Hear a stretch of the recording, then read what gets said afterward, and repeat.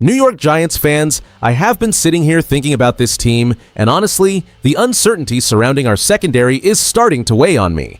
Today, an update dropped regarding our safety room that could really shift the outlook for the entire defense this year. It is fascinating to see how the front office is handling the high expectations for some of our young guys versus the veteran additions joining the squad. The more details emerge, the harder it is to ignore the pressure mounting behind the scenes. Please hit that like button, subscribe, and drop your name and city in the comments. We are a brand new channel pushing toward our first 500 subscribers, and every single person who joins this community helps us keep going. Let's get into it. The state of the New York Giants safety room has reached a critical inflection point following a 2025 campaign that failed to meet expectations for our defensive backfield. The primary focus is Tyler Nubin, who arrived as a second-round pick in 2024 and was expected to anchor the secondary alongside free agent acquisition Jevon Holland. Nubin has been a fixture in our scheme for 2 years, but his transition to a versatile, high-volume role in 2025 proved difficult. His 16.9% missed tackle rate was a glaring issue that left many of us questioning his growth heading into his third professional season. Now, here is the thing. The team recently addressed these depth concerns by bringing in veterans Darius Washington and Jason Pinnock, while simultaneously losing Dane Belton to free agency. Let's be real, the financial reality surrounding Nubin is that he is a roster lock, because cutting him would trigger a massive dead cap penalty of nearly $2 million, which is something this team cannot afford right now. That matters because the front office is clearly betting on a schematic shift to stabilize his development under the new coaching staff. And honestly, the fan reaction has been a mix of frustration and cautious optimism, as we have watched this room struggle to find consistency while surrounding defenses around the league flourish with more stability. Here is where it gets interesting, as the pressure is now on Nubin to finally record his first career interception and clean up his tackling in a simplified, aggressive defensive game plan. We need to see significant progress immediately to prove that his selection in 2024 was justified for the long haul. With the secondary looking to bounce back in 2026, we are all watching to see if Nubin can finally hit his stride and help this team reclaim its defensive identity. Let's go Giants! As New York Giants fans, we have to address why our safety room hit such a wall after the front office gambled on Jevon Holland. We expected a lockdown unit, but the reality was a disjointed mess that lacked identity. Tyler Nubin, our second-round pick from 2024, was supposed to be the anchor, yet he struggled through a sophomore slump that saw him miss 15 tackles. Let's be real, his 16.9% missed tackle rate was a massive liability that exposed our secondary too often. His rookie contract is a major factor here, as he is signed for 4 years at over $8 million, but because his guarantees were lower than recent draft classes, the front office is locked into him financially. Cutting him would actually cost us nearly $2 million in dead cap space while saving peanuts, which is why he remains on the roster.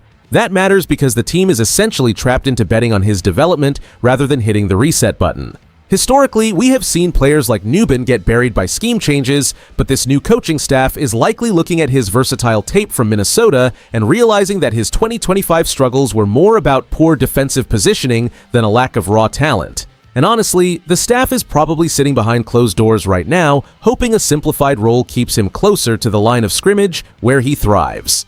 Here is where it gets interesting, because with Dane Belton gone, the coaching staff needs someone to step up into that hybrid box role immediately. Now here is the thing. If Nubin cannot find his footing under this fresh leadership, the lack of depth beyond 2026 will force us into an uncomfortable rebuild of the entire secondary. We need to see progress, and it starts this September. Let's go Giants! As New York Giants fans, we are heading into 2026 with a secondary that must find its identity after a rocky 2025 campaign.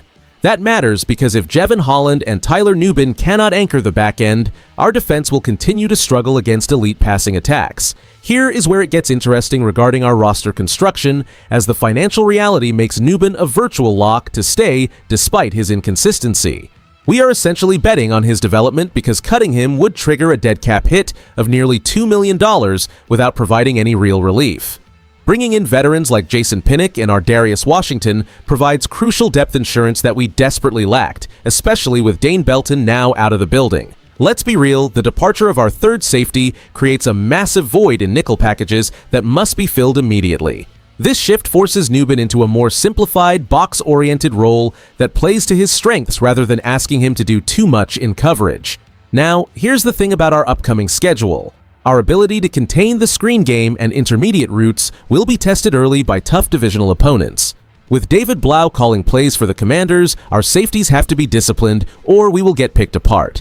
And honestly, our path to the playoffs hinges on this room outperforming expectations against teams like the Vikings under Nolan Teasley.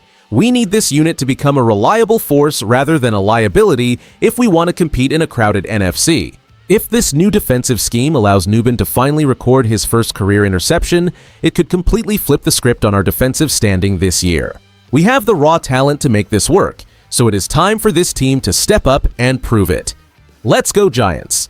On one side, bringing in veterans like Ardarius Washington and Jason Pinnock provides a necessary safety net for a unit that struggled significantly in 2025. We know this team lacked reliable depth last year, and having guys who understand the system offers a high floor that we desperately need after Jevon Holland's uneven debut and Tyler Nubin's sophomore slump. That matters because a stable secondary is the backbone of any championship defense, and competition at safety will force Nubin to elevate his play if he wants to keep his job. But on the other side, the risk remains that we are just rearranging deck chairs on a sinking ship if the defensive scheme does not simplify enough to allow our young talent to play fast. Media analysts around the league are already questioning whether this safety room has enough pure playmakers to compete with high-powered offenses coached by offensive minds like the Bears lead man Ben Johnson or Saints head coach Kellen Moore. Teams are watching closely to see if Nubin can finally record an interception, as his lack of ball production is becoming a glaring red flag for evaluators. Here is where it gets interesting, because some scouts believe the scheme was the primary culprit for our missed tackle rate last year. Personally, I think we need to temper our expectations for the unit as a whole until they prove they can stop the deep ball. Let's be real, Nubin is a lock to stay because of his contract structure, so he must adapt quickly to the new staff, or we will be looking for his replacement next offseason. Now here is the thing, if Nubin thrives in a simplified role near the line of scrimmage, we might just have a breakout year on our hands. Let's go Giants! As we look at the broader landscape, this safety room overhaul signals that our front office is finally prioritizing reliable depth over chasing flashy names. After the disappointment of 2025, moving toward a roster built on players with deep system familiarity, like Jason Pinnock and Ardarius Washington, shows a pivot towards stability under a fresh coaching regime.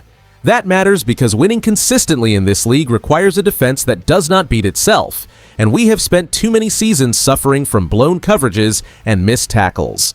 Let's be real, Jevon Holland and Tyler Nubin are at a crossroads, but this simplified scheme provides the perfect environment for them to finally flourish instead of forcing them into roles they are not ready for. You should feel cautiously optimistic heading into the season because while the unit is not elite on paper, the collective experience and improved game plan provide a floor we lacked last year. Here is where it gets interesting, as this season will define whether Nubin can actually evolve into a playmaker or if he remains a liability in deep coverage. The franchise direction is clearly shifting toward high-floor reliability, hoping to stabilize the back end while the offense finds its identity. Now here's the thing, we need to see actual results on the field before we crown this unit a success, but the pieces finally seem to fit together with purpose. And honestly, seeing how this transition plays out will be one of the most vital storylines for our secondary development this year. Do you believe a change in defensive scheme is enough to turn Tyler Nubin into a reliable starter? Or should we look to the draft for more help at safety next year? If you enjoyed the video, do not forget to like it and subscribe to the channel. Let's go Giants!